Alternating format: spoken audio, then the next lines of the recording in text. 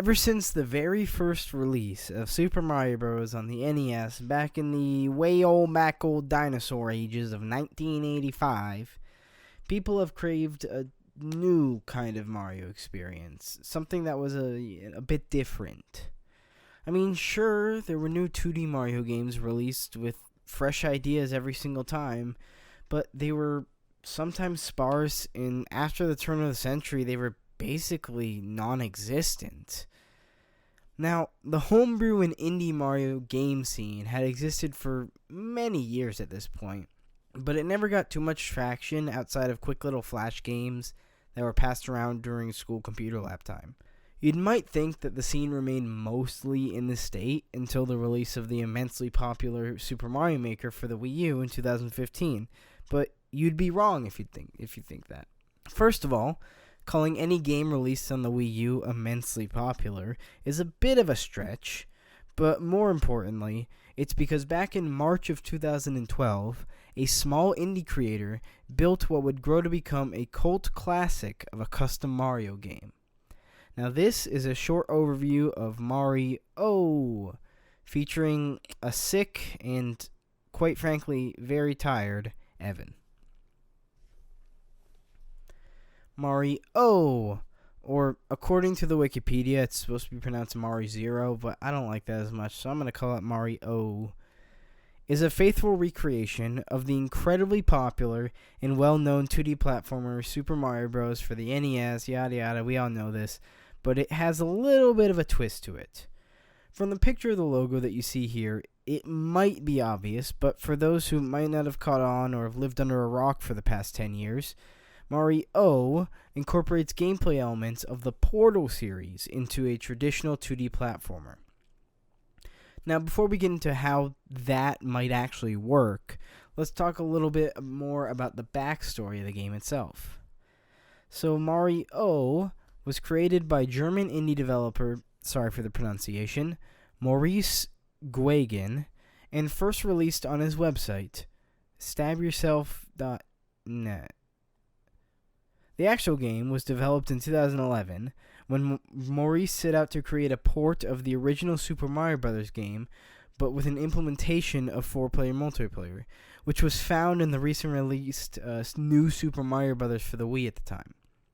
The story goes that after Maurice had seen a Dorkly video titled Mario with a Portal Gun, his plans shifted a little bit, and the game was modified to include the new portal elements that it has now. The game was developed all through 2011, with Maurice sharing updates and screenshots of his game on his website. It was originally speculated that it would release on Christmas of 2011, but it was delayed until New Year's of 2011, where it was then delayed again until March 3rd, 2012, when the game finally released, and basically immediately gained a ton of attention. Multiple news articles covered the release, most of the big sites were covering it, and very quickly, playthroughs of the game began to show up online, including YouTube, which was rapidly growing in 2012. The game received multiple updates to add features and fix bugs, and the current and somewhat final release of the game appears to be version 1.6. Let's take a look at the game and see exactly what Mario would be like with portals, I guess.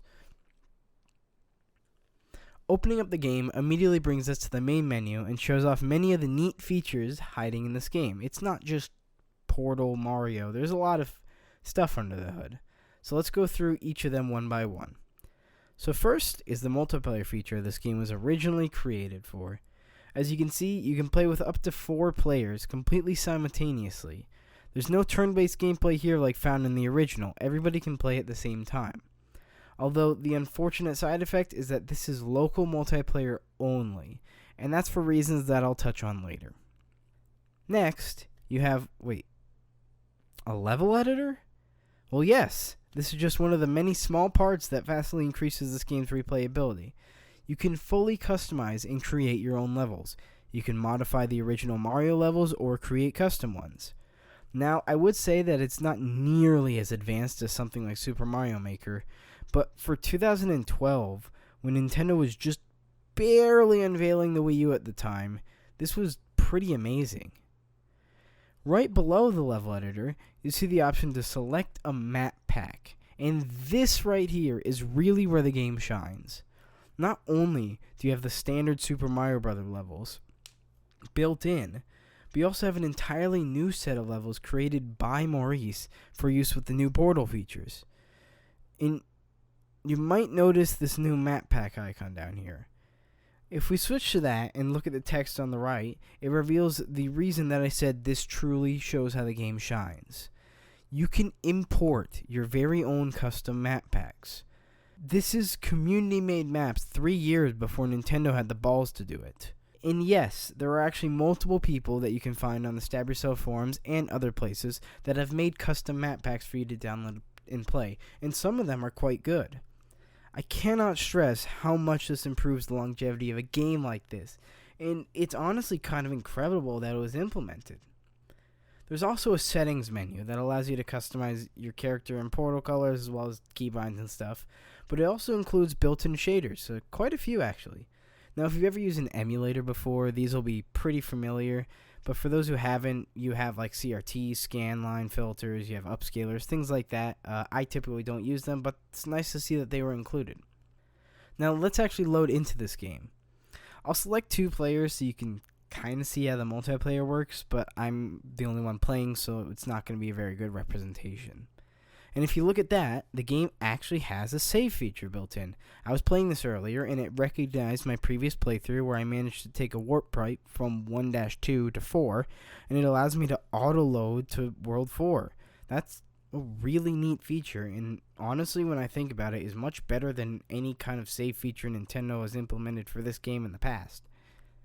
Now, we get our basic splash screen, everybody knows that, and then, well, yeah, it's Super Mario Brothers, but with portal guns. If you shoot a portal here, shoot a portal there, you can walk through them. Pretty standard stuff. What's interesting about this concept is that it works really well both in a technical standpoint and gameplay-wise. Just look at this example. This is me shooting a portal at the end of the level that will lead me back to the beginning of the level. And not only does it remember where my portal is, and sure, it might take a little bit to scroll, but it's smooth, it's fluent, and there's no random teleporting or anything like that. This is just something that you wouldn't really expect on what is basically a shoehorned feature into a 1985 classic.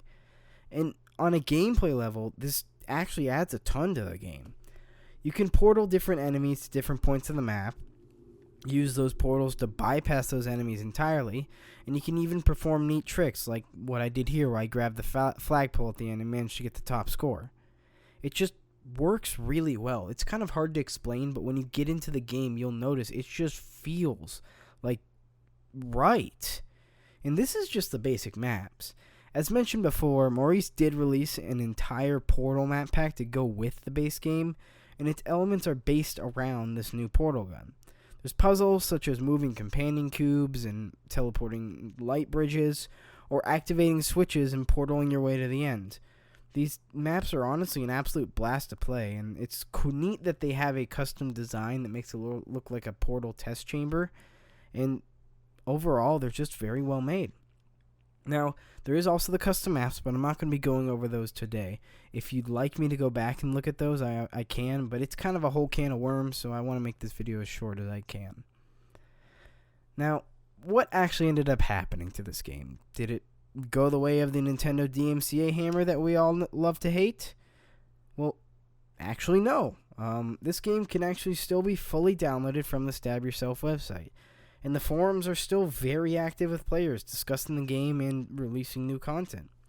And according to their social media page, the game is actually still being downloaded about 1,000 times a week, which they estimate leads to over 3.4 million total downloads over the entire life of the game. That's pretty insane. However, development of the game has basically concluded. I mentioned earlier that there's a bit more to the story of the online multiplayer, and that's actually because it was planned at one point. See, shortly after release of the game in March of 2012, a massive update was announced titled Mario Special Edition. This was going to add a lot of new features, such as a vertical map feature that you would typically find in Super Mario Bros. 2, custom characters, and the online multiplayer mode that was originally missing. However, development seems to have had a rough path, and after a couple of years, it was announced in August 2015 that the update would be canceled entirely. So that's a quick story of Mari0. If you get the chance, I really think you should give this game a try for yourself. You will be pleasantly surprised in just how well made and fun it is. I mean, I know I was back when I played it in 2012. And you can obviously explore the custom map packs out there and see just how much more you can push out of this game. The community is pretty active, and they really push this game to its limit. And I do want to give a big thanks to Maurice if you do end up seeing this video somehow. You made one hell of a game, and you should be really proud of your work. Thanks for watching. Bye.